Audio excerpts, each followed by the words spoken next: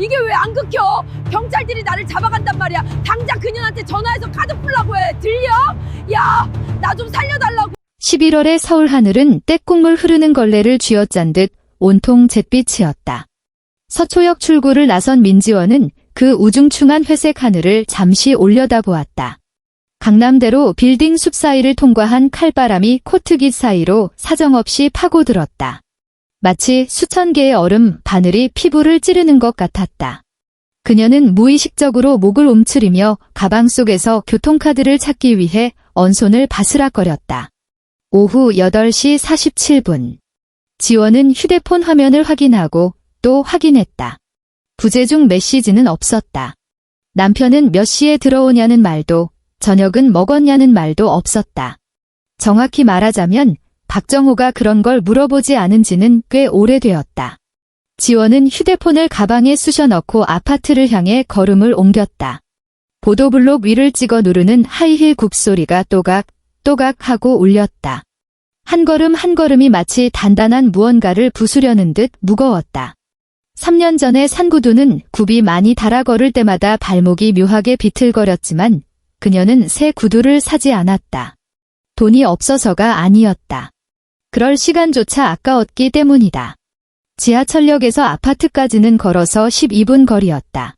눈을 감고도 찾아갈 수 있을 만큼 익숙한 길이었다. 편의점을 지나고 치킨집을 지나고 언제나 대기줄이 늘어서 있는 고깃집 앞을 지났다. 자욱한 고기 굽는 연기와 알싸한 마늘 냄새가 코끝을 스치자 위장이 쪼그라드는 듯한 통증이 느껴졌다. 오늘 점심이라곤 삼각김밥 하나가 전부였고 오후 회의 때 들이킨 아이스 아메리카노 2잔이 속을 더 쓰리게 했다. 배가 고팠다. 하지만 그녀는 멈추지 않았다. 아파트 현관의 조명은 어두침침했다. 관리실에서 전구를 갈아 끼우는 걸 잊은 모양이었다. 카드를 찍고 14층으로 올라가는 엘리베이터 안에서는 옅은 소독약 냄새와 함께 보이지 않는 구석에서 배어나오는 듯한 눅눅한 곰팡내 섞인 냄새가 났다. 1403호 앞에선 그녀가 비밀번호를 눌렀다. 띠리릭 하는 전자음과 함께 도어록이 해제되는 기계음이 들렸다. 현관 센서 등은 켜졌지만 거실은 암흑천지였다. 지원은 슬리퍼로 갈아 신으며 벗어둔 구두를 신발장 옆에 가지런히 놓았다. 그 옆에 제멋대로 널브러진 남편의 운동화가 눈에 들어왔다. 한 짝은 동쪽, 한 짝은 서쪽을 향해 나뒹구는 꼬리 꼭 싸우고등 돌린 부부 같았다. 그녀는 허리를 숙여 운동화를 똑바로 정리했다. 어둠 속 거실에서 요란한 키보드 타건음이 들려왔다. 타닥, 타다닥, 탁, 마치 기관총을 난사하는 듯한 소리였다. 게임 소리였다. 보지 않아도 알 수 있었다. 박정호는 분명 컴퓨터 앞에 앉아 번쩍거리는 게이밍 헤드셋을 끼고 모니터에 코를 박은 채 알아듣지 못할 게임 용어를 중얼거리고 있을 것이다. 지원은 불을 켜지 않고 거실로 들어갔다. 모니터에서 뿜어져 나오는 푸르스름한 불빛이 정호의 얼굴을 얼룩덜룩하게 비추고 있었다. 목이 늘어난 회색빛 흰 티셔츠, 덥수룩한 머리, 턱 밑까지 거뭇하게 올라온 수염. 그는 뒤도 돌아보지 않았다. 마치 그녀가 거실을 스쳐 지나가는 한 줄기 바람이라도 되는 것처럼. 나왔어. 지원이 말했다. 키보드를 두드리던 소리가 0.5초 정도 멈칫하더니 다시 이어졌다. 바람 빠진 풍선처럼 가벼운 대답이었다. 그 한마디는 바닥에 떨어진 휴지 조각처럼 아무런 무게감 없이 사라졌다. 지원은 우두커니 서서 남편의 등을 바라보았다. 7년 동안 봐온 등이었다. 한때는 듬직해서 기대고 싶었던 그 등이 이제는 낯설게만 느껴졌다. 키보드를 두드릴 때마다 들썩이는 견갑골과 티셔츠 위로 잡히는 주름마저도 타인처럼 느껴졌다. 무슨 말이라도 하고 싶었지만 입술만 달싹일 뿐 목소리가 나오지 않았다. 주방 개수대에는 오늘 하루치 설거지가 쌓여 있었다. 지원은 묵묵히 다가가 수도꼭지를 틀었다. 쏴 차가운 물이 쏟아져 나와 그릇에 말라붙은 김치 국물과 밥풀을 때렸다. 물줄기에 손을 넣자마자 손가락 마디마디가 얼어붙는 듯 시리고 붉게 달아올랐지만 그녀는 온수로 돌리지 않았다. 그녀는 그릇을 닦으며 오늘 회사에서 있었던 일을 곱씹었다. 오후 3시 팀 회의 시간, 김 차장은 그녀가 맡은 결제 시스템 모듈을 콕 집어 칭찬했다. 코드가 간결하고 효율적이며 버그 발생률이 팀 내 최저라고 했다. 동료들이 박수를 칠 때 그녀는 덤덤하게 고개를 끄덕였을 뿐이다. 칭찬받는 것, 그리고 그 칭찬 뒤에 따라오는 공허함에 익숙해진 탓이었다. 칭찬이 무슨 소용이란 말인가? 집에 돌아오면 결국 혼자 찬물에 설거지를 하고 있는데 설거지통에는 퉁퉁 불어터진 라면 찌꺼기가 눌어붙은 냄비가 담겨 있었다. 정호의 점심 흔적이었다. 지원은 철수세미로 냄비 바닥의 기름기를 벅벅 문질렀다. 그러다 그릇 모서리에 손톱을 찍고 말았다. 둔탁한 통증이 손끝을 타고 올라왔다. 하던 손을 멈추고 내려다본 손톱은 매니큐어가 다 벗겨져 허옇게 일어난 상태였다. 네일숍에 간 게 언제더라? 반년 전. 1년 전. 기억조차 나지 않았다. 설거지를 마친 지원은 앞치마에 물기를 쓱쓱 닦고 냉장고 문을 열었다. 배달 음식 먹다 남은 반찬통 몇 개, 달걀 한 판, 시들해진 배추 반 포기, 그리고 정호가 마시다 남긴 맥주병들이 보였다. 그녀는 달걀 2개를 꺼냈다. 프라이라도 해 먹을 요량이었다. 가스레인지를 켜자 파란 불꽃이 화르륵 솟아오르며 그녀의 창백한 얼굴을 비췄다. 프라이팬을 올리고 기름을 둘렀다. 기름이 지지직 소리를 내며 끓어오르자 옅은 연기가 피어올랐다. 달걀을 깨 넣자 흰자가 순식간에 우유 빛깔로 변하며 가장자리가 노릇하게 익어갔다. 고소한 냄새가 퍼졌다.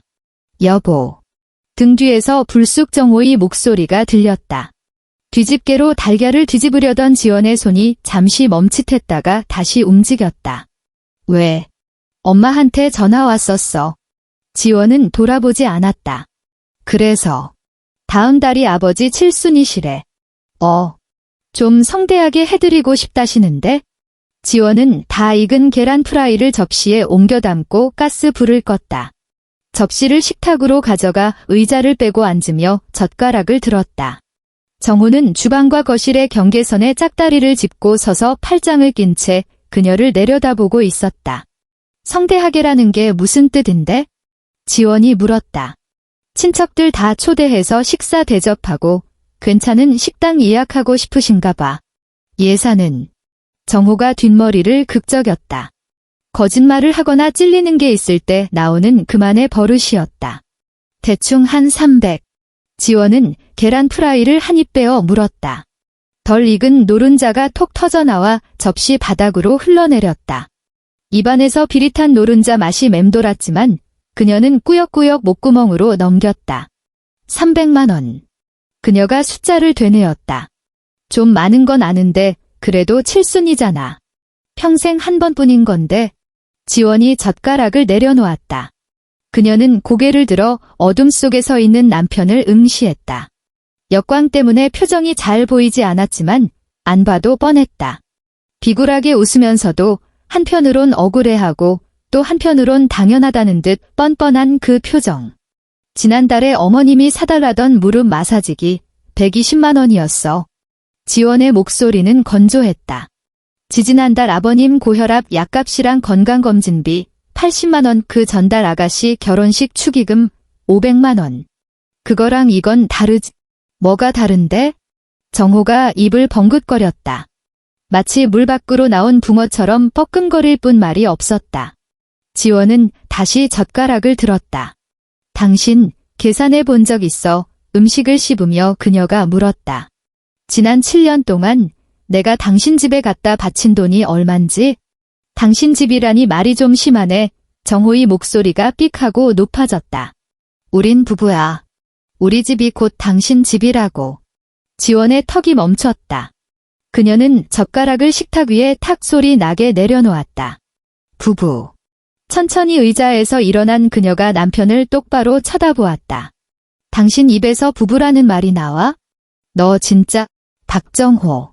그녀가 또박또박 남편의 이름을 불렀다. 당신 마지막 출근이 언제였지? 정호의 얼굴이 벌겋게 달아올랐다. 사업 준비 중이라고 했잖아. 지금은 재충전하는 시기라고. 내가 놀고 싶어서 노냐? 재충전을 3년이나 해. 지원이 싸늘하게 쏘아붙였다. 그 3년 동안 생활비 10원 한 장 보탠 적 있어? 나중에 다 갚는다고 했잖아. 이 집 대출금 누가 갚고 있어? 그건 차 할부금은 누가 내? 아, 진짜 치사하게 돈 얘기 좀 그만해. 관리비, 전기세, 수도세, 가스비, 인터넷 요금, 당신 휴대폰 요금까지. 그거 다 누구 통장에서 나가냐고. 정호의 입술이 파들파들 떨렸다. 그는 주먹을 꽉 쥐었다. 너 지금 나 무시하냐? 내가 돈 못 번다고 무시하는 거야? 넌 꼭 그렇게 사람 자존심을 긁어야 속이 시원해? 지원은 그를 바라보다가 깊은 피로감을 느꼈다. 단순히 몸이 힘든 게 아니었다. 영혼이 깎여나가는 듯한 무력감이었다. 끝이 보이지 않는 터널 속을 무거운 돌덩이를 지고 하염없이 걷는 기분. 300만 원. 그녀가 말했다. 보내줄게. 가서 효도해.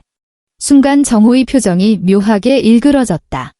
분노가 가라앉은 자리에 원하는 걸 얻어냈다는 안도감과 비굴한 만족감이 차올랐다. 내 그럴 줄 알았어. 그가 비비적거리며 손을 모았다.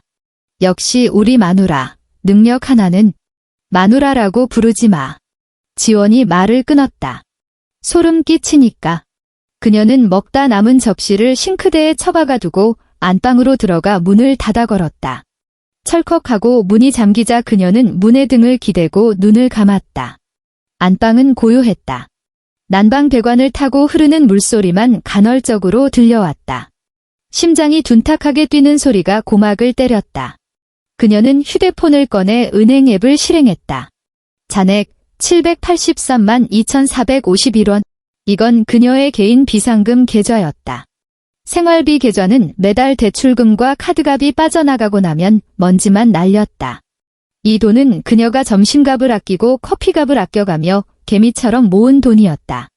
7년 동안 780만 원. 연봉 1억 2천을 받는 그녀가 7년 동안 모은 돈이 고작 이것뿐이었다. 나머지 돈은 다 어디로 사라졌을까? 전부 시댁이라는 블랙홀로 빨려 들어갔다. 4년 전 시아버지 허리 디스크 수술비 3천만 원 의사가 수술해야 한다고 하자마자 지원은 카드론까지 받아 병원비를 결제했다. 그때는 그게 도리인 줄 알았다. 시어머니의 온갖 건강 보조식품, 3년 누적 700만 원 후 홍삼, 녹용, 관절 약 백화점에만 가면 시어머니는 아들에게 전화를 걸었고 아들은 당연하다는 듯 며느리에게 전화를 돌렸다. 시누이 안나의 결혼식, 500만 원의 시댁 체면이 있다며 며느리인 그녀가 거액의 축의금을 내야 했다. 그 수많은 돈을 쓰면서도 그녀는 고맙다는 말 한마디 제대로 들어본 적이 없었다. 시댁 식구들에게 며느리의 돈은 곧 아들의 돈이었고 아들의 돈은 곧 자신들의 돈이었으니까? 그렇다면 그녀의 부모님은? 전라남도 목포, 비릿한 갯내음이 배어있는 낡은 주택. 평생 배를 타다 관절이 망가진 아버지와 식당 일을 하느라 손가락이 굽어버린 어머니. 지원의 대학 등록금은 아버지가 겨울바다에서 명태잡이 배를 타며 얼어 터진 손으로 벌어온 돈이었다. 그 돈에서는 짠내와 피비린내가 났다. 지원은 그 냄새를 평생 잊을 수 없었다. 하지만 결혼 후 그녀는 정작 친정에는 불효녀가 되었다. 명절 때 내려가서 쥐어드리는 용돈이라곤 고작 10만 원, 20만 원의 시어머니는 항상 교묘하게 말했다. 지원아, 넌 이제 박씨 집안 귀신이다. 친정에 너무 마음 쓰지 마라. 사돈댁은 시골이라 돈 쓸 일도 별로 없잖니. 지원은 그 말을 들을 때마다 입술을 깨물었다. 그녀는 이 집의 가족이 아니었다. 그저 말하는 현금 지급기일 뿐이었다.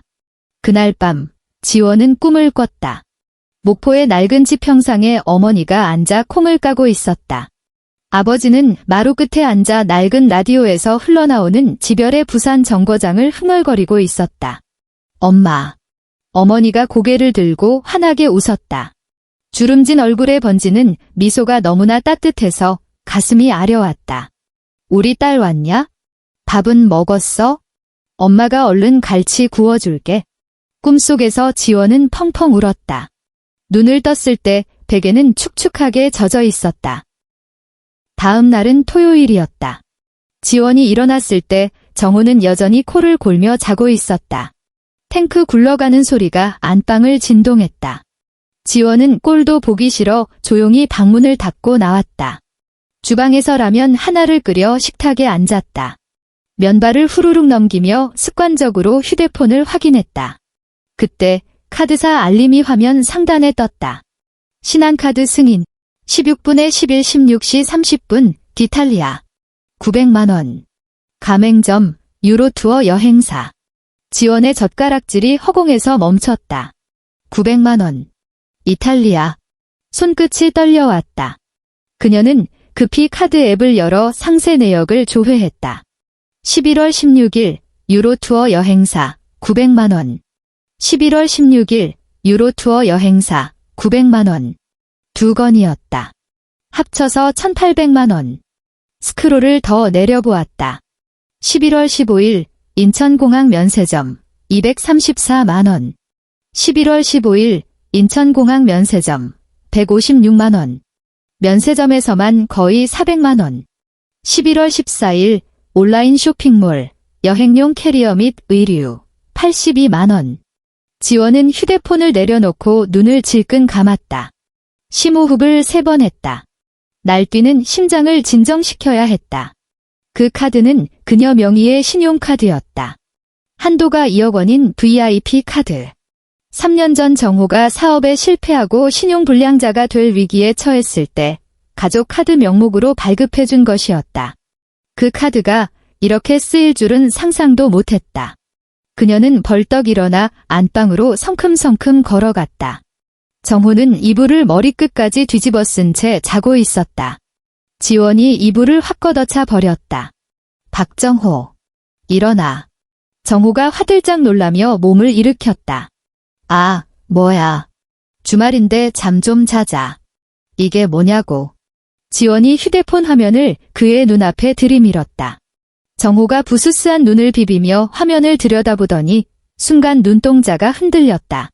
뭔데 이게. 이탈리아 밀라노. 여행사 결제 1,800만 원이 지원의 목소리가 뱀처럼 차갑게 흘러나왔다. 내가 긁었니? 정호가 마른 침을 꿀꺽 삼켰다. 아, 그게 설명할게. 해봐. 엄마 아빠가 유럽 여행 한번 가보고 싶다고 하셔서 내가 끊어드린 거야? 지원은 그를 뚫어지라 쳐다보았다. 정호는 시선을 피하며 손가락만 만지작거렸다. 끊어드려. 지원이 기가 차다는 듯 코웃음을 쳤다. 누구 돈으로? 가족 카드잖아. 어차피 같이 쓰는 건데. 가족 카드. 지원의 입꼬리가 비틀렸다. 박정호.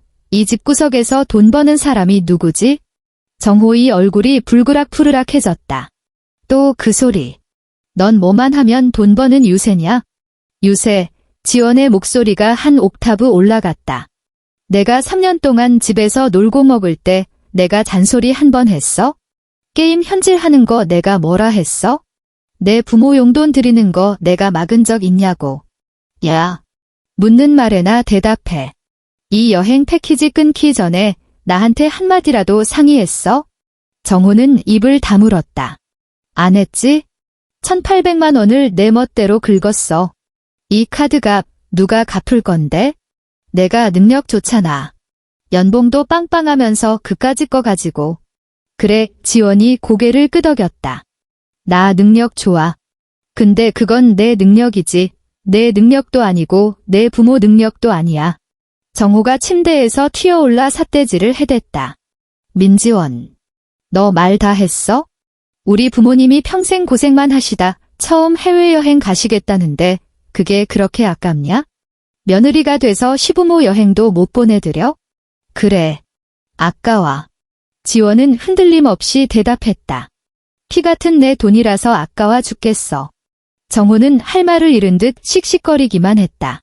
지원은 더 이상 대꾸할 가치도 없다는 듯 등을 돌려 방을 나갔다. 등 뒤에서 정호가 고래고래 소리를 질렀다. 너 진짜 독하다. 돈 좀 번다고 시댁 무시하고 남편 무시하고. 너 같은 여자랑 사는 내가 불쌍하지. 지원은 방문을 쾅 닫아버렸다. 베란다 창가에 선 지원은 멍하니 밖을 내다보았다. 잿빛 하늘 위로 비행기 한 대가 날아가고 있었다. 문득 친정 부모님 생각이 났다. 두 분은 비행기는커녕 제주도도 가본 적이 없었다. 3년 전 그녀의 결혼식 때 목포에서 서울까지 고속버스를 타고 올라오셨다. 어머니는 유행 지난 한복을 입고 쭈뼛거렸고 아버지는 낡은 양복깃을 계속 만지작거렸다. 그때 시어머니가 친정 부모님을 보며 짓던 그 묘한 표정을 지원은 기억했다. 대놓고 무시하진 않았지만 은근히 깔보는 듯한 그 눈빛. 사돈댁은 멀미 안 하셨어요? 촌에서 올라오시느라 고생하셨네. 그때 그녀는 아무 말도 하지 못했다. 그저 죄송하고 부끄러워서 고개만 숙였었다. 일주일 뒤. 지원은 은행 앱을 켜고 친정엄마 계좌로 180만 원을 송금했다. 그리고 메시지를 보냈다. 엄마, 아빠랑 제주도 여행 다녀오세요. 비행기랑 호텔 다 예약해뒀어요. 온천 있는 호텔이니까 푹 쉬다 오세요. 송금 확인증을 보자마자 엄마에게 전화를 걸었다. 신호음이 한참 울린 뒤에야 갈라진 목소리가 들려왔다. 지원아, 엄마 입금된 거 확인했어? 다음 주 화요일 비행기야. 아이고, 이게 무슨 돈이냐 제주도라니 비쌀 텐데. 안 비싸. 특가로 싸게 예약했어. 아빠 관절 안 좋으시니까 온천 가서 몸 좀 지지고 맛있는 것도 사 드시고 그래? 수화기 너머로 훌쩍이는 소리가 들렸다. 우리 딸 서울에서 고생해서 번 돈인데 엄마가 미안해서 어쩌냐. 미안하긴 뭐가 미안해. 재밌게 놀다 와. 사진 많이 찍고. 전화를 끊고 나서 지원은 한참 동안 천장을 올려다보았다. 눈물이 흐르지 않게 하려고 애를 썼다. 그날 저녁 사단이 났다. 정호가 어떻게 알았는지 퇴근하고 돌아온 지원을 보자마자 식탁 위에 있던 물컵을 집어 던졌다. 쨍그랑. 유리 조각이 사방으로 튀고 물이 바닥을 적셨다. 민지원. 너 미쳤어. 정호의 얼굴은 터질 듯 붉어져 있었고 목에는 핏대가 서 있었다. 너 지금 뭐 하는 짓이야? 우리 엄마 아빠한테는 돈 쓰는 게 그렇게 아깝다며 지랄을 떨더니 너네 집에는 180만 원을 턱하니 보내? 지원은 덤덤하게 깨진 유리 조각을 내려다보았다. 180만 원 후 그녀가 낮게 읊조렸다. 내 돈이야. 내 비상금 털어서 보낸 거야? 내 돈. 시집 왔으면 다 같은 돈이지 내 돈이 어디 있어. 지원이 헛웃음을 터뜨렸다. 박정호 씨 양심이 있으면 비교를 좀 해봐. 당신 부모님 유럽 여행 1,800만 원, 우리 부모님 제주도 여행 180만 원 후 딱 10분의 1이야. 이게 그렇게 억울해? 급이 다르잖아. 급이. 정호가 악을 썼다. 우리 부모님은 공무원 출신이고 너네 부모님은 시골에서 뱃일이나 하던 사람들인데 어디라 대고 비교를 해? 순간 지원의 머릿속에서 무언가가 툭 하고 끊어지는 소리가 났다. 그녀는 천천히 고개를 들어 정호를 바라보았다. 분노로 일그러진 저 남자의 얼굴이 오늘따라 유난히 추악해 보였다. 그래. 급이 다르지. 지원이 싸늘하게 말했다. 평생 뱃일에서 자식 대학 보내고 뒷바라지한 우리 부모님이랑 며느리 등골 빼먹으면서 명품 휘감고 다니는 내 부모님이랑 확실히 급이 다르네. 이게 진짜 돌았나. 정호가 손을 치켜들었지만 지원은 눈 하나 깜짝하지 않았다. 치게. 처바이 치는 순간 바로 경찰 부를 거니까? 정호는 씩씩거리며 손을 내렸다. 그러고는 거실장 서랍을 거칠게 열더니 누런 서류 봉투 하나를 꺼내 식탁 위에 내던졌다. 안 그래도 내가 참다 못해서 준비했다. 이혼해. 서류 봉투에서 미끄러져 나온 건 이혼 소송 소장이었다. 재산 분할 청구 내역까지 꼼꼼하게 적혀 있었다. 재산 분할, 서초구 아파트 지분 50% 청구. 지원은 서류를 훑어보고는 피식 웃었다. 언제 준비했어? 지난주에. 더는 너 같은 독한 여자랑 못 살겠다. 지난주. 지원이 고개를 끄덕였다. 근데 왜 이제 꺼냈어? 아, 알겠다. 그녀의 눈빛이 날카롭게 빛났다. 카드값 때문이지? 정호의 눈동자가 흔들렸다. 1,800만 원 후 그거 결제일이 다음 달 25일이니까 그 전까지는 이혼 얘기 안 꺼내려고 했겠지. 이혼하고 나면 그 카드값 내가 갚아야 할 수도 있으니까. 무슨 소리야. 근데 내가 친정에 돈 쓴 거 보고 눈이 뒤집혀서 참지 못하고 터뜨린 거고. 맞지? 정호는 입술을 깨물며 아무 말도 하지 못했다.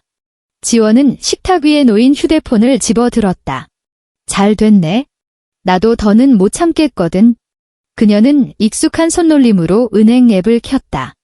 뭐 하는 거야? 정호가 불안한 듯 물었다. 너네 부모님, 지금 밀라노지? 지원의 손가락이 카드 관리 메뉴를 눌렀다. 그분들이 긁고 다니는 그 카드. 그거 내 명의잖아. 정호의 얼굴이 백지장처럼 하얗게 질렸다. 설마. 응, 그 설마야. 지원은 분실 신고 및 거래 정지 버튼 위에 손가락을 올렸다. 당신 마누라라는 이름의 현금 지급기, 이제 전원 꺼집니다. 야, 안 돼. 지금 거기 새벽이야. 호텔 체크아웃도 해야 되는데 카드가 안 되면 어떡해. 알게 뭐야? 지원은 망설임 없이 확인 버튼을 눌렀다. 시스템이 확인 메시지를 띄웠다.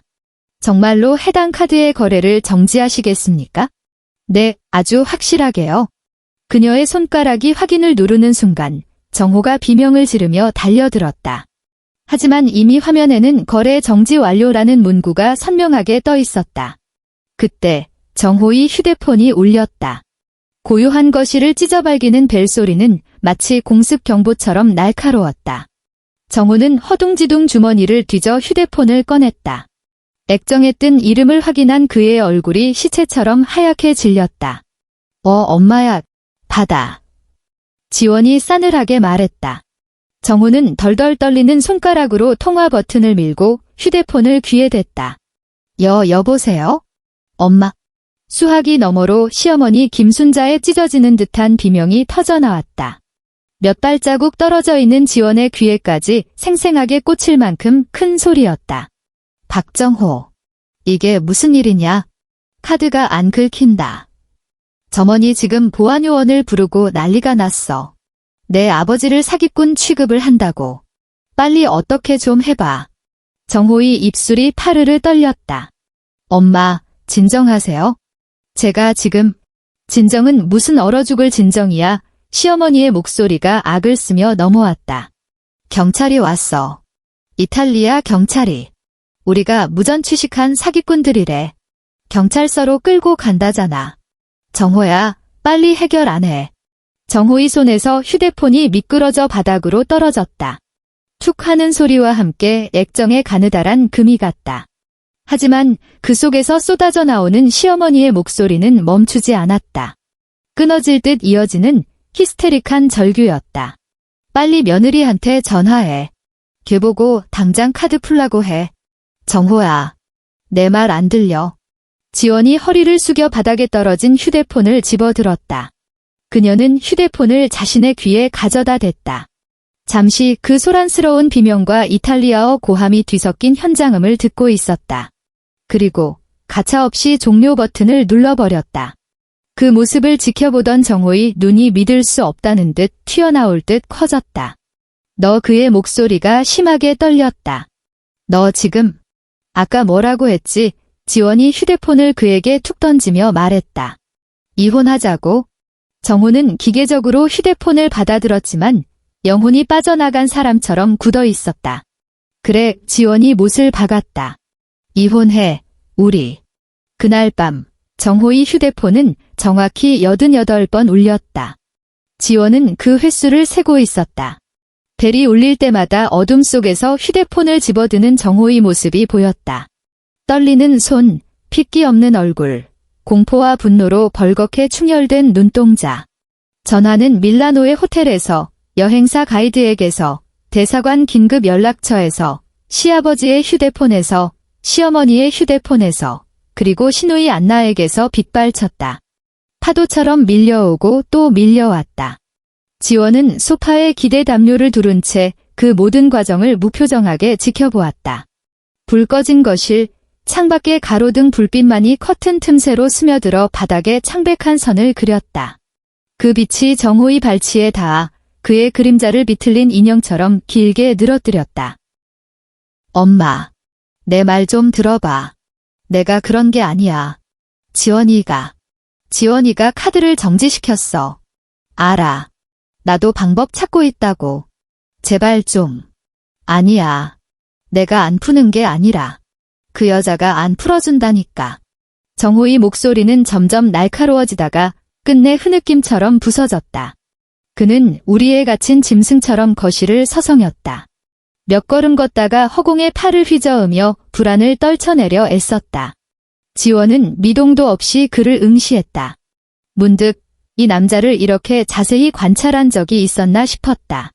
계속 쥐어뜯어 엉망이 된 머리카락. 오늘 밤 잠을 못 자서인지 아니면 지난 몇 년간 밤새 게임을 하느라 생긴 건지 모를 퀭한 다크서클. 바짝 마른 입술을 혀로 계속 핥아대다 결국 터져버려 맺힌 핏방울. 초라했다. 비참해 보였다.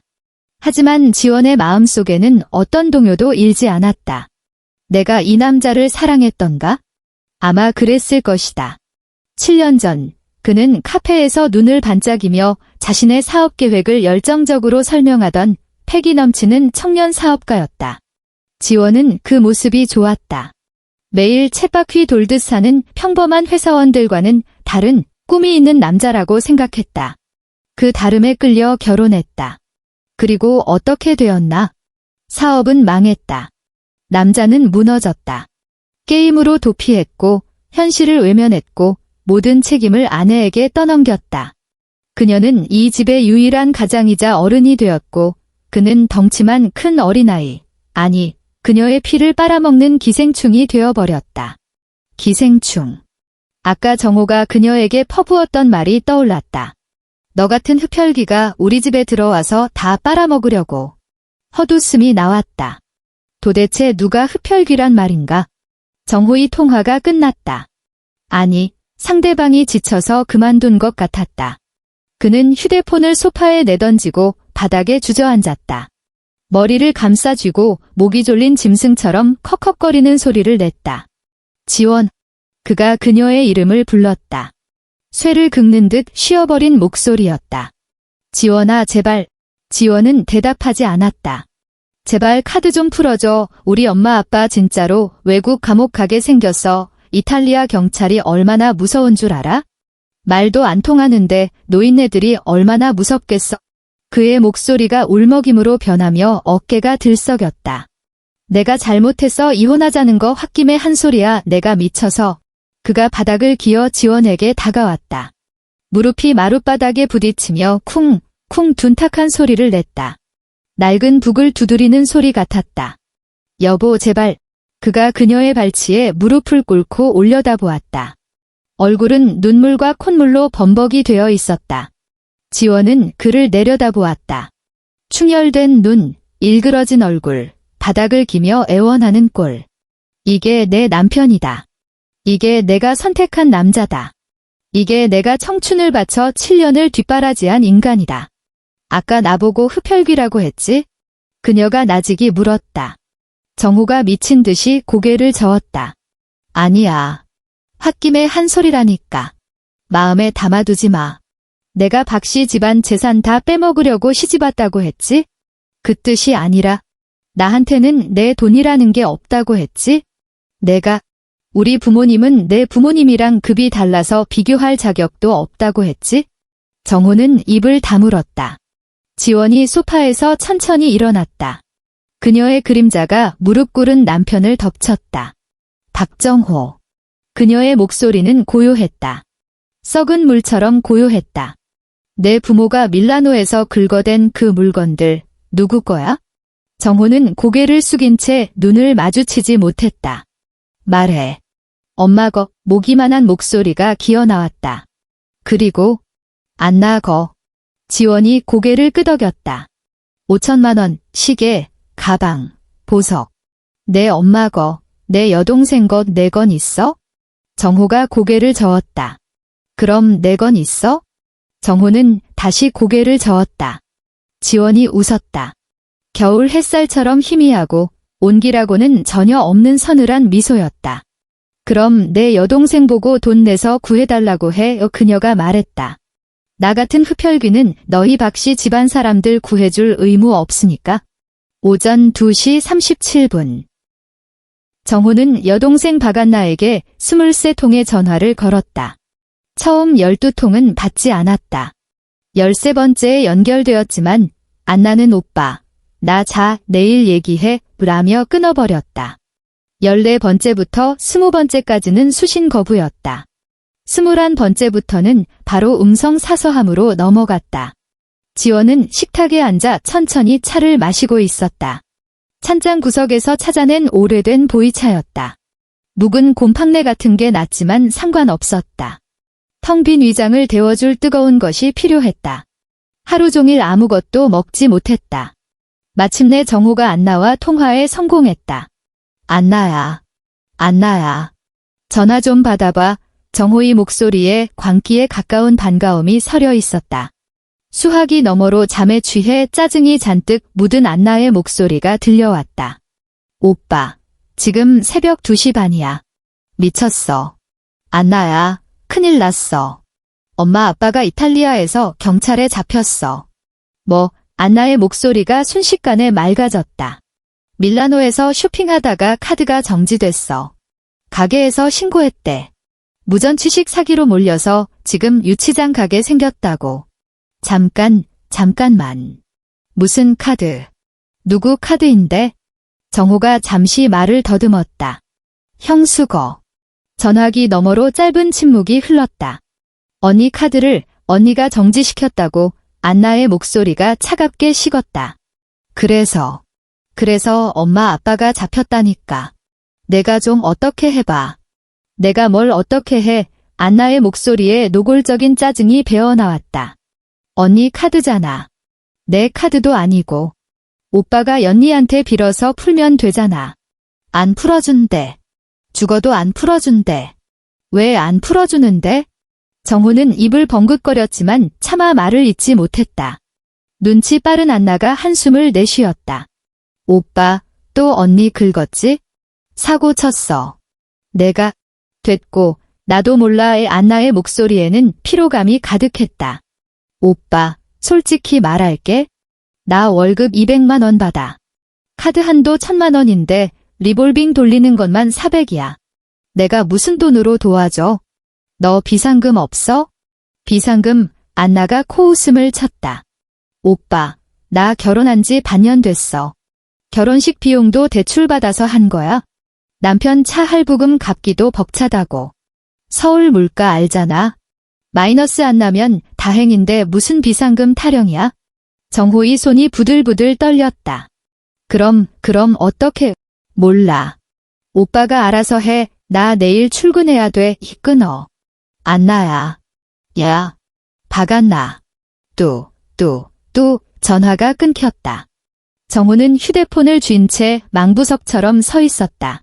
지원은 마지막 남은 차를 들이키고 찻잔을 내려놓았다. 달그락 하는 소리가 적막한 거실을 울렸다. 정호가 그 소리에 놀란 듯 고개를 돌려 그녀를 쳐다보았다. 핏발선 눈, 창백한 안색, 터진 입술. 하룻밤 사이에 10년은 늙어버린 듯한 몰골이었다. 지원. 목소리가 다 갈라져서 쇳소리가 났다. 들었지? 안나도 돈 없대. 나 진짜 방법이 없어. 지원은 그를 빤히 바라보았다. 제발. 그가 다시 한번 무릎을 꿇었다.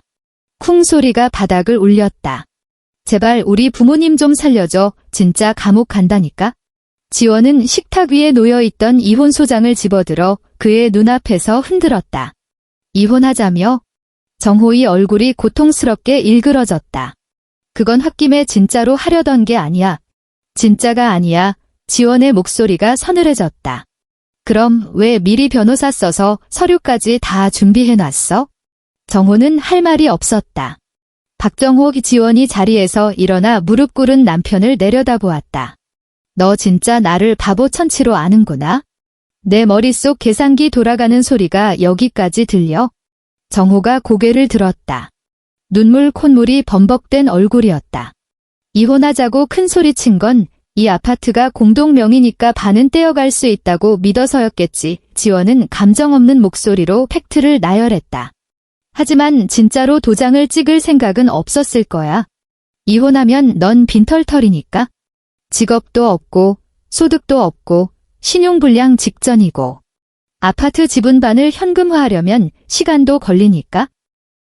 그녀가 잠시 말을 멈추고 입꼬리를 비틀어 냉소했다. 무엇보다 나랑 헤어지면 이제 어디 가서 피를 빨아먹겠어? 정호의 얼굴이 울그락불그락해졌다. 넌 그냥 이혼 서류로 나를 협박해서 길을 꺾으려고 했던 거야. 지원이 계속해서 말했다. 내가 무서워서 벌벌 떨 줄 알았겠지? 무릎 꿇고 이혼만은 말아달라고 빌 줄 알았겠지. 이 지긋지긋한 결혼 생활을 유지하기 위해 너와 내 부모의 모든 폐악질을 계속 참아줄 거라고 착각했겠지. 그녀가 허리를 숙여 정호의 얼굴 가까이 다가갔다. 하지만 박정호, 넌 틀렸어. 깃털처럼 가벼운 목소리였지만 그 말의 무게는 비수처럼 날카로웠다. 내가 그 서류 봉투를 내 얼굴에 던지는 순간 나는 결심했어. 정호의 동공이 흔들렸다. 이혼, 지원이 또박또박 말했다. 내가 해줄게. 오전 3시 52분. 정호는 각서에 서명했다. A4 용지를 대충 찢어 만든 종이였다. 가장자리가 쥐가 파먹은 것처럼 너덜너덜했다. 그 위에는 지원이 검은색 수성펜으로 꾹꾹 눌러 쓴 글씨가 박혀 있었다. 차용증. 본인 박정호는 2017년 6월부터 2024년 11월까지 민지원 씨가 박 씨 집안을 위해 대납한 각종 비용, 총합계 금 8,200만 원을 차용하였음을 확인합니다. 본 채무를 2025년 12월 31일까지 전액 상환할 것을 약속하며 기한 내 상환하지 못할 경우 민지원 씨는 법적 절차를 통해 추심할 권리를 가지며 연체 시 법정이자 연 12%를 가산하여 지급한다. 그 아래에는 정호의 지렁이 같은 서명과 인주 대신 립스틱을 발라 찍은 붉은 지장이 찍혀 있었다. 지원은 종이를 들어 불빛에 비춰보았다. 얇은 종이 뒤로 형광등 불빛이 비쳤다. 이 차용증, 내일 날 박는 대로 공증사무소 가서 공증받을 거야. 이 그녀가 말했다. 공증 끝나면 카드 풀어줄게. 정호는 소파에 널브러져 있었다. 기력이 다 빠진 시체 같았다. 멍하니 천장만 바라보는 그의 입에서 가느다란 숨소리가 새어나왔다. 그럼 우리 엄마 아빠는? 일단 내가 카드사 한라인으로 전화해서 원격 결제 승인 낼 거야. 위지원이 건조하게 말했다. 밀라노 쪽 미결제 금액 처리되면 경찰도 풀어주겠지? 정호의 눈에 희미한 생기가 돌았다. 정말. 지원은 휴대폰을 들어 은행 앱을 켜고 비밀번호를 눌러 카드 정지를 해제했다. 그리고 카드사 해외 긴급 상담센터로 전화를 걸었다. 딱딱한 영어로 상담원과 20분가량 통화하며 밀라노 현지 상점의 결제 정보를 확인하고 본인 인증을 거쳐 결제를 승인했다. 전화를 끊었을 때 창밖은 이미 푸르스름하게 밝아오고 있었다. 서울의 겨울 아침은 늦게 시작되지만 태양은 어김없이 지평선을 밀고 올라왔다. 지원은 창가에 서서 그 잿빛 하늘을 바라보았다. 피곤했다. 하지만 그녀는 알았다. 이건 끝이 아니라 시작이라는 것을. 시부모가 이탈리아에서 돌아왔다. 3일 후의 일이었다. 지원은 공항에 마중 나가지 않았다. 정호 혼자 갔다. 지원은 평소처럼 출근하고 회의하고 야근했다. 밤 9시가 넘어 집에 들어왔을 때 거실에는 불청객 2명이 앉아 있었다. 시아버지는 소파에 앉아 굳은 얼굴로 켜져 있는 TV를 노려보고 있었다. 시어머니는 베란다에서 누군가와 통화 중이었다. 목소리가 쩌렁쩌렁 울렸다. 정호가 쭈뼛거리며 현관으로 나왔다. 잔뜩 긴장해서 눈치를 보는 표정이었다. 왔어. 지원은 슬리퍼로 갈아 신고 가방을 수납장 위에 올려두었다. 아버님, 오셨어요. 먼 길 오시느라 고생하셨습니다. 그녀가 거실을 향해 꾸벅 고개를 숙였다. 시아버지는 눈길 한 번 주지 않고 묵묵부답이었다. 그때 베란다에서 통화를 마친 시어머니가 거실로 들어왔다. 얼굴이 붉게 상기되어 있었다. 눈에는 억눌린 분노가 이글거렸다. 금방이라도 폭발할 화산 같았다. 민지원. 시어머니의 목소리가 날카롭게 꽂혔다. 이를 갈며 내뱉는 소리였다. 너 이번에 아주 큰일을 해냈더구나. 지원은 고개를 들어 시어머니의 눈을 똑바로 쳐다보았다. 무슨 말씀이세요, 어머니? 무슨 말이냐고 시어머니가 헛웃음을 쳤다. 내가 카드 정지시킨 거 말이다. 나와 내 시아버지가 그 먼 타국에서 얼마나 개망신을 당했는지 알아? 경찰이 우릴 사기꾼 취급을 했어. 백화점 사람들이 다 구경하고. 내 평생 그런 수모는 처음이다. 지원의 표정은 미동도 없었다. 어머니, 그 카드는 제 명의 신용카드입니다. 그녀가 차분하게 말했다. 사용을 허락하는 것도 정지시키는 것도 제 권한입니다. 이게 어디서 말대꾸야? 시어머니의 목에 핏대가 섰다. 그리고 지원이 말을 이었다. 그 카드 한도가 2억이라지만 쓴 돈은 갚아야 하는 빚입니다. 어머니께서 밀라노에서 긁으신 5천만 원, 그거 다 갚으셔야 해요. 시어머니가 입을 딱 벌렸다. 물 밖으로 나온 붕어처럼 뻐끔거렸다. 너 지금 그게 무슨 소리냐? 제 뜻은 지원이 가방에서 봉투 하나를 꺼내 시어머니 앞 탁자에 내려놓았다. 이건 이번 달 카드 명세서입니다. 그리고 이건 그녀가 또 다른 봉투를 꺼냈다. 정호 씨가 쓴 차용증 복사본이에요. 공증까지 마쳤습니다. 8,200만 원. 시어머니가 낚아채듯 봉투를 뜯어 내용을 확인하더니 얼굴이 백지장처럼 하얗게 질렸다. 이게 다 뭐냐? 어머니, 여유 되실 때 갚으세요. 지원의 목소리는 여전히 고요했다. 독촉은 안 할게요. 대신 이자는 계산할 겁니다. 그녀는 할 말을 마치고 시어머니의 반응을 더 볼 것도 없다는 듯 몸을 돌려 안방으로 향했다. 등 뒤에서 시어머니의 날카로운 고함이 터졌다. 야, 민지원. 너 거기 안 서. 이게 무슨 태도야? 내가 내 시엄이다. 정호야. 박정호. 너 저거 안 말려? 내 마누라가 아주 미쳤구나. 지원은 안방 문을 닫았다. 두꺼운 문이 소음을 차단했지만 우문거리는 고함은 희미하게 새어 들어왔다. 그녀는 문가에 잠시 서 있다가 침대 협탁으로 걸어갔다. 그곳에는 결혼식 사진이 담긴 액자가 놓여 있었다. 순백의 웨딩드레스를 입고 눈이 안 보이게 웃고 있는 자신, 그리고 턱시도를 입고 그녀의 허리를 감싼 채 환하게 웃는 정호. 그녀는 액자를 집어들어 한참을 바라보았다. 그리고 액자를 엎어버렸다. 사진이 보이지 않게. 3개월 후 서울가정법원. 지원은 원고석에 앉아 있었다. 그녀의 옆에는 40대 중반의 날카로운 인상을 가진 이 변호사가 앉아 있었다. 이혼 소송 전문으로 업계에서 꽤 유명한 사람이었다. 맞은편 피고석에는 정호와 그의 변호사가 앉아 있었다. 정호희 변호사는 갓 연수원을 수료한 듯한 앳된 얼굴의 남자로 잔뜩 긴장한 기색이 역력했다.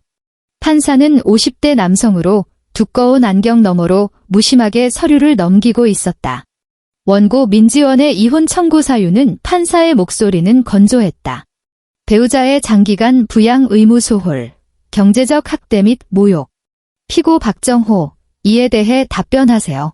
정호희 변호사가 벌떡 일어났다. 재판장님, 피고는 원고의 주장에 동의하지 않습니다. 피고가 현재 구직 중인 것은 사실이나 부양 의무를 고의로 방임한 것은 아닙니다. 피고는 과거 사업 실패 후 재기를 위해 부단히. 피고는 3년째 무직입니다. 이 변호사가 말을 잘랐다. 원고가 제출한 금융거래 내역을 보시면 지난 3년간 주택담보대출, 차량 할부금, 생활비, 심지어 피고의 개인 유흥비까지 100% 원고가 부담했습니다. 피고의 경제적 기여도는 0입니다. 그것만으로 피고에게 유책 사유가 있다고 보기는. 피고는 원고에게 지속적인 경제적 의존과 더불어 언어폭력을 행사했습니다. 이 변호사가 서류 한 장을 더 꺼냈다. 이것은 녹취록입니다. 피고는 원고를 흡혈귀라고 지칭하며 시집 왔으면 내 돈은 없다는 등 인격 모독적인 발언을 일삼았습니다. 또한 이혼 서류를 들이밀며 협박한 정황도 있습니다. 판사가 녹취록을 받아들고 꼼꼼히 읽어 내려갔다. 법정 안은 에어컨 돌아가는 소리만 들릴 정도로 고요했다. 피고 오 판사가 고개를 들어 정호를 보았다. 이 녹취록 내용 사실입니까? 정호의 얼굴이 붉어졌다 하얘졌다 했다. 변호사를 쳐다봤지만 변호사는 난감한 듯 눈을 피했다. 판사님, 그건 부부 싸움하다가 홧김에 싸울 때 한 말도 말입니다. 오 판사의 표정은 변화가 없었다. 더 할 말 있습니까? 정호는 고개를 떨구었다. 다음, 재산 분할에 관하여 우 판사가 다른 서류를 넘겼다. 서초구 아파트. 2015년 3월 매입. 결혼은 2017년 6월. 등기부상 명의는 공동명의로 되어 있군요. 피고는 이를 부부 공동재산으로 보아 50% 분할을 요구하고 있습니다. 정호 측 변호사가 기회를 잡았다는 듯 목소리를 높였다. 그렇습니다. 재판장님. 비록 혼인 전 매입한 주택이나 등기부 등본에 피고의 이름이 기재된 것은 원고가 증여의 의사를 밝힌 명백한 증거이며 그 점에 관하여 이 변호사가 다시 치고 들어왔다. 원고 측은 확실한 반박 증거를 가지고 있습니다. 그녀는 두툼한 파일처를 열었다. 해당 부동산의 최초 매매계약서, 계약금 및 중도금 이체 내역, 그리고 담보대출 상환 내역입니다. 모든 자금은 원고의 혼전 예금과 대출로 충당되었습니다. 대출금 역시 혼인 전 원고가 전액 상환했습니다. 하지만 공동명의 등기는? 공동명의는 2018년에 변경된 것입니다. 이 변호사가 말했다. 당시 피고의 모친이 그래야 가족 같다며 강요했고 원고는 가정의 평화를 위해 어쩔 수 없이 동의했습니다. 하지만 판례상 혼인 전 취득한 특유재산은 재산 분할 대상이 아닙니다. 설령 분할 대상이 된다 하더라도 기여도에 따라 나누어야 합니다. 혼인 기간 중 피고의 경제적 기여도가 전무하므로 피고의 지분은 인정되기 어렵습니다. 정호희 변호사가 입을 열려다 판사의 눈빛을 보고 다시 다물었다. 또한 이 변호사가 결정타를 날렸다. 원고는 특약사항으로 채무상계 처리를 요청합니다. 그녀는 꼬깃꼬깃한 종이 한 장을 들어 보였다. 공증 서류 속에 첨부된 그날 새벽 정호가 쓴 각서 원본 사진이었다. 피고가 자필 서명하고 날인한 차용증입니다. 금액은 8,200만 원 미 돈은 혼인 기간 중 원고가 피고와 그 가족을 위해 지출한 비용입니다. 이미 공증을 마쳐 법적 효력이 발생한 채무입니다. 판사가 공증 서류를 훑어보고 고개를 끄덕였다. 만약 재판부가 피고에게 아주 미세한 재산 분할 비율이라도 인정한다면 이 변호사가 말했다. 이 8,200만 원의 채무를 피고의 목에서 공제해야 할 것입니다. 법정 안에 무거운 침묵이 내려앉았다. 정호의 얼굴은 이미 흑빛이 되어 있었다. 그의 변호사는 서류를 뒤적거리며 무언가 반박할 거리를 찾으려 애썼지만 헛수고였다. 피고, 더 덧붙일 말 있습니까? 판사가 물었다. 정호의 변호사가 힘없이 고개를 저었다. 그럼 본 법정은 제출된 증거를 종합하여 판결을 내리겠습니다. 우 판사가 서류를 덮었다. 패정합니다. 2주 후 판결문이 도착했다. 지원은 텅 빈 거실 소파에 앉아 야은 서류를 읽어 내려갔다. 주문 1. 원고 민지원과 피고 박정호는 이혼한다. 2. 서울특별시 서초구동 아파트의 소유권은 원고 민지원에게 귀속된다. 피고 박정호는 판결 확정일로부터 30일 이내에 소유권 이전 등기 절차를 이행하라. 3. 피고 박정호는 원고 민지원에게 위자료 및 재산분할 정산금으로 금 6,320만 원, 6,320만 원을 지급하라. 주, 인정된 소액의 기여분에서 채무액을 공제한 역정산 금액임. 4. 피고의 나머지 청구는 기각한다. 지원은 판결문을 탁자 위에 내려놓았다. 창밖에서 쏟아지는 오후의 햇살이 종이 위에 길게 그림자를 드리웠다. 이 아파트에서 7년을 살았다. 7년의 결혼 생활, 7년의 인내, 7년의 억울함이 이 종이 한 장으로 정리되었다. 그녀는 일어나 베란다 창가로 갔다. 서울의 풍경을 내려다보았다. 빽빽한 빌딩 숲, 여전히 잿빛인 하늘, 바쁘게 움직이는 사람들. 세상은 아무것도 변하지 않았다. 하지만 그녀는 변했다. 판결이 확정된 날, 정호가 짐을 빼러 왔다. 지원은 집에 없었다. 그를 마주치기 싫어 일부러 늦게까지 야근했다. 밤늦게 돌아왔을 때 그는 이미 떠나고 없었다. 집은 휑했다. 그의 컴퓨터, 요란한 게이밍 의자, 여기저기 널브러져 있던 옷가지와 신발들이 싹 사라졌다. 오직 그녀 혼자였다. 그녀는 텅 빈 거실 한가운데 우두커니 서 있었다. 그러다 청소를 시작했다. 그가 남긴 흔적을 하나씩 지워나갔다. 소파 쿠션에 눌린 자국을 털어내고 탁자에 남은 컵 자국을 닦아냈다. 옷장 구석에서 그가 빠뜨리고 간 양말 한 짝을 발견했다. 지원은 망설임 없이 그 양말을 쓰레기통에 처박았다. 봉투를 묶어 현관 밖 분리수거함에 던져버렸다. 다시 들어오면서 현관에서 발을 멈췄다. 신발장 앞에는 오직 그녀의 구두만이 놓여 있었다. 가지런하고 단정하게. 마치 이제 막 정리된 그녀의 인생처럼. 반년 후. 목포.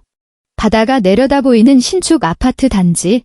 지원은 휠체어에 탄 아버지를 밀며 해안 산책로를 걷고 있었다. 바닷바람이 짭조름했다. 어릴 적부터 맡아온 익숙한 미역 냄새와 갯내음이 코끝을 스쳤다. 지원아, 아버지의 목소리는 걸걸했다. 아빠는 살다 이런 좋은 집에서 다 살아본다. 아빠, 누리실 자격 있어요. 지원이 웃으며 말했다. 평생 고생하셨잖아요. 이제 편하게 지내셔야죠. 근데 이거 돈이 얼마나 들었을까? 돈 걱정하지 마세요. 딸내미 돈 많아요. 아버지가 고개를 들어 딸을 올려다보았다. 바닷바람에 그을려 검고 거친 얼굴, 깊게 패인 주름. 하지만 그 눈 속에는 지원이 아주 오랫동안 보지 못했던 것이 담겨 있었다. 안도감, 그리고 벅찬 자랑스러움. 지원아, 아빠는 안다. 내가 그동안 얼마나 힘들었는지. 아빠가 말주변이 없어서 그냥 내가 내 딸이라서 고맙다. 지원의 눈시울이 붉어졌다. 그녀는 휠체어 앞에 쪼그리고 앉아 아버지의 손을 잡았다. 사포처럼 거친 손, 검버섯이 핀 손등, 굵은 밧줄에 쓸려 기형적으로 굽은 손가락들. 아빠, 저 이제 자주 내려올게요. 그녀의 목소리가 조금 떨렸다. 아버지가 투박한 손으로 딸의 손등을 토닥였다. 그래. 기다리마. 아버지를 모시고 아파트로 돌아오니 어머니가 베란다 의자에 앉아 햇볕을 쬐고 있었다. 무릎에는 찜질팩을 올리고 따뜻한 유자차를 마시는 중이었다. 엄마, 사과 깎아드릴까요? 그래, 어머니가 환하게 웃었다. 우리 딸이 깎아주는 사과가 제일 맛있지? 지원은 베란다 보조의자에 앉아 과도를 들었다. 사각사각 껍질 벗겨지는 소리가 경쾌했다. 붉은 사과 껍질이 끊어지지 않고 길게 늘어지며 아래로 떨어졌다. 따스한 햇살이 그녀의 얼굴을 감쌌다. 그때 식탁 위에 둔 휴대폰이 진동했다. 무심코 화면을 확인했다. 사회면 뉴스 알림이었다. 사회 뉴스, 비투의 말로 고액 채무 불이행자 명부등재 급증. 뉴스 썸네일에는 법원 앞에서 모자이크 처리된 채 고개를 숙이고 있는 사람들의 모습이 있었다. 그중 한 명 익숙한 체격, 익숙한 구부정한 자세. 박정호였다. 기사 내용은 사업 실패와 이혼 위자료 등 다중채무를 감당하지 못해 신용불량자로 전락한 30대 남성의 사례를 다루고 있었다. 강제 집행을 당해 쫓겨나는 모습이 흐릿하게 보였다. 지원은 잠시 그 화면을 응시했다.